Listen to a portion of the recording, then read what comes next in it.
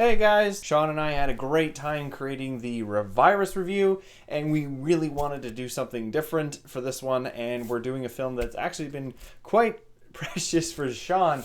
This is Mommie Dearest. Joan Crawford was a big part of the golden age of Hollywood. She was an Academy Award-winning actress and a force in the industry until she entered middle age, and her career began to slip. She fell out of favor with box office and audiences, and aside from a few big hits here and there, one of them being Mildred Pierce, the latter decades of her life were marked with declining health and even poorer movie roles. She passed away in 1977 after years of seclusion. It was then that her two adopted children found out that they had actually been totally gypped out of the $2 million will. Christina Crawford, her first adopted child, decided to write a tell-all expose about the supposed abuse, alcoholism, and narcissistic behavior that Joan had inflicted against all of her children. In 1978, Christina released the novel titled Mommie Dearest, and it was a huge hit on the shelves, and within a few years, a film was already in production telling this incredible story. Joan Crawford herself had actually publicly complimented Faye Dunaway for her acting. Funny enough to see how that turned out, though. The movie was released to much noise and garnered nothing but terrible reviews and suspicion as to how this film was so bad. It was a big winner at the first ever Razzies in 1981. It was nominated for 9 roles and it went away with 5 awards. In 1990, it was awarded the worst picture ever of the 1980s. We entered this movie in 1939 with a yet-to-be-revealed Joan Crawford, who is obsessively cleaning herself with what looks to be some sort of torture process with ice, alcohol, and boiling water. I have to admit, though, they did an amazing makeup job on Faye Dunaway.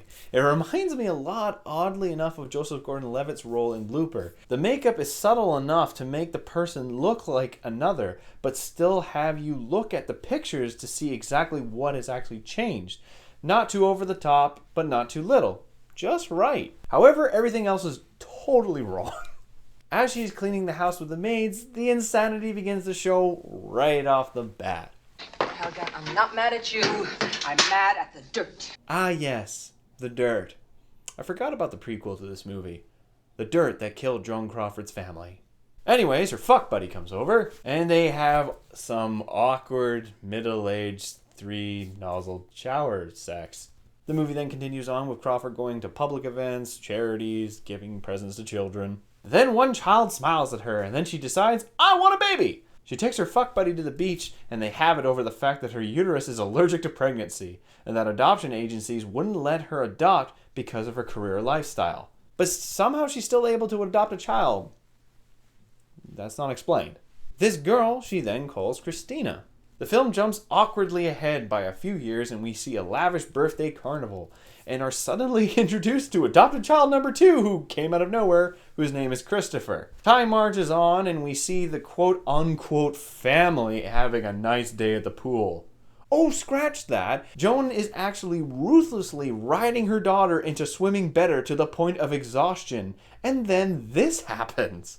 I'll tell you what you're gonna do. You're gonna march yourself upstairs to your room and you will stay there until I tell you to come out. No, I won't. You will. Ow! Ow! You know, I'm getting the slightest inclination that this woman is possibly insane.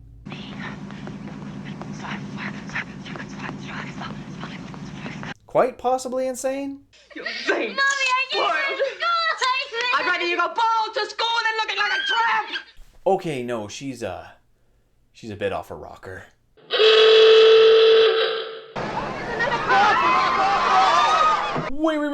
Wait.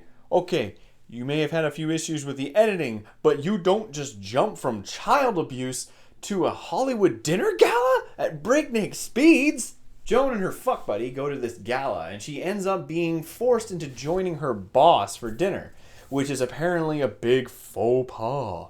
Her and her fuck buddy have a big liquor-fueled fight. Drinks are thrown, insults are tossed, and Steve Forrester earns his Razzie Award and more. Talk to me like that. No one anywhere. Are you crazy? Are you? Help me! Help me! I'm crazy. I think he was channeling William Shatner there. They break up. So much for that part of the plot. I'm getting the sinking suspicion that Joan Crawford is a bitch. Oh look, she got fired from MGM. I'm sure she'll take that well. Hollywood royalty! Just what I thought. Nothing but some well-adjusted adult venting. Tina!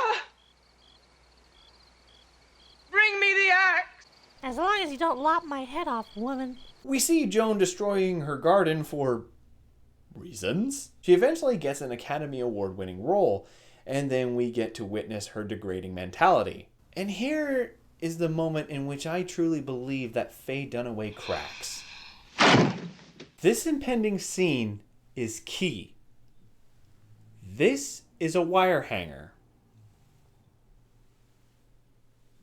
You will never look at one of these the same way ever again. No wire hanger! And she cares about me! $300 dress! All of this is coming out! Out! Please. Out! Out! Please. Why? Christina, get out of that bed!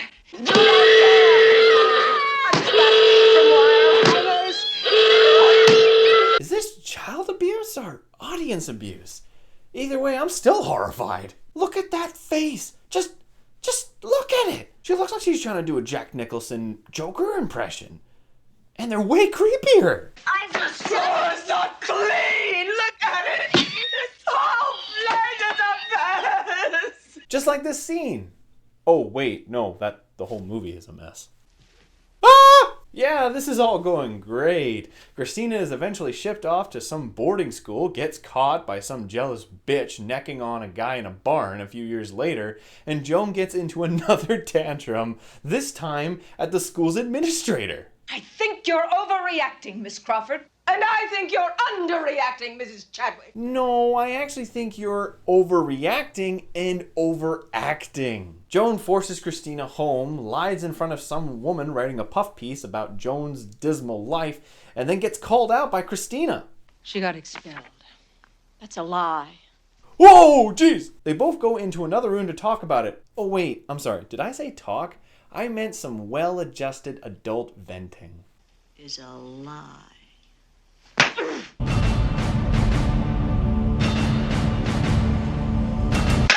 Now, I'm honestly gonna have to say, this is probably the most disturbing part of this film. Sure, smacking your kid around with a wire hanger and forcing them to clean is pretty damn harsh, but literally grabbing them by the throat and tackling them, crushing your weight into their neck in the process, is just fucking brutal. Okay, I'm trying my best to take this seriously, and you're not helping. Christina is shipped off again, this time to a nunnery. She gets to live without any fun at all for a few years while Joan marries the head of PepsiCo. We suddenly cut back to Christina getting let out by the same nun that brought her in a few years before. So Christina gets to go home, and Joan's still a bitch. I'll tell you what to do. Tear down that bitch of a bearing wall and put a window where it ought to be.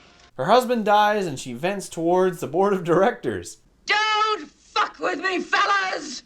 Oh my god, she can't stop swallowing the scenery in this scene. Okay, wait. Stop the review.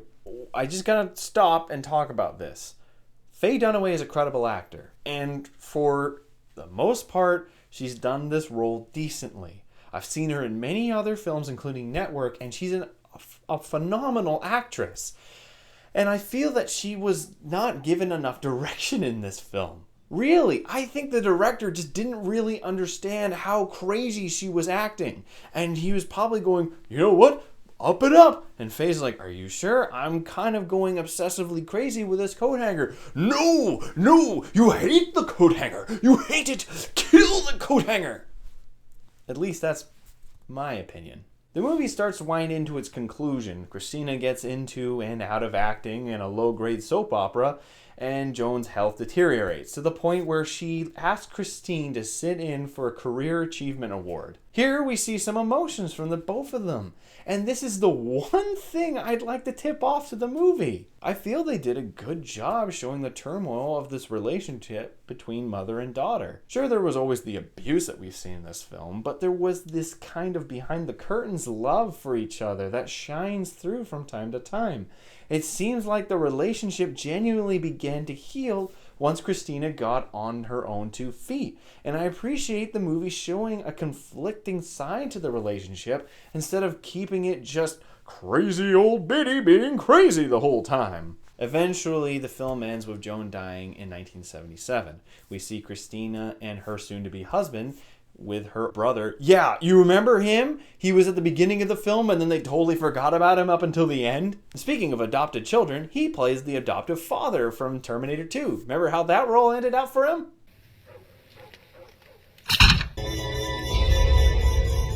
They find out that Queen Bitch Crawford cut them both out of the hefty will, and Christopher says that Joan got the ever and forever final word, as always. But then Christina says this. Does she?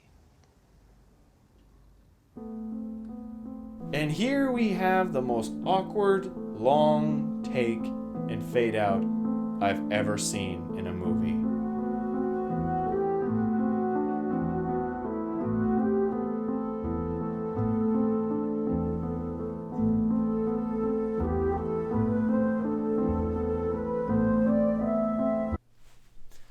Well, obviously that was alluding to the novel that she would eventually write and this disaster piece that we just watched together.